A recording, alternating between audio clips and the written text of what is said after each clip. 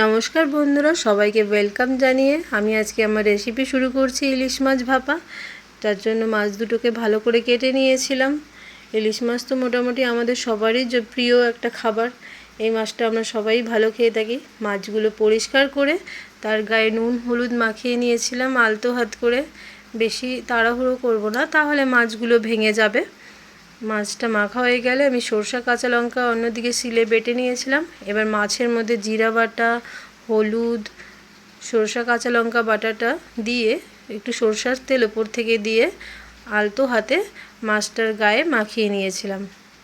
মাছের গায়ে ভালো মতো যেন সরষা পোস্ত সব মশলাগুলো যেন ভালো করে মিশে, তাহলে কি মাছের ভেতরে নুন হলুদ মশলা সব কিছু ঢুকবে। এবার অন্যদিকে একটা টিফিন বক্সে তেল দিয়ে তেলটাকে ছড়িয়ে নিয়েছিলাম। তারপরে একটা একটা করে মাছ সাজিয়ে দিয়েছিলাম।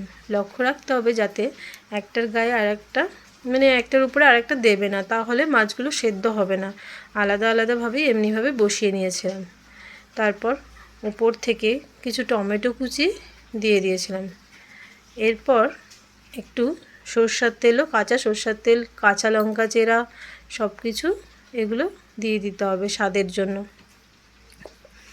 এটা খেতে খুবই টেস্টি হয়, গরম ভাতে খাবে সবার ভালো লাগবে, আমার তো ভীষণ প্রিয়।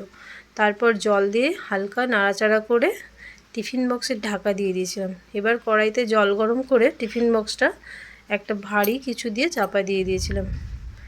আধা ঘন্টা পর টিফিন বক্স নামিয়ে খুলে মাছ রেডি আমাদের। দেখে বলো তোমাদের কেমন লাগলো আমার এই ভিডিওটা। অবশ্যই লাইক কমেন্ট শেয়ার করো, সাবস্ক্রাইব করতে ভুলো না যেন।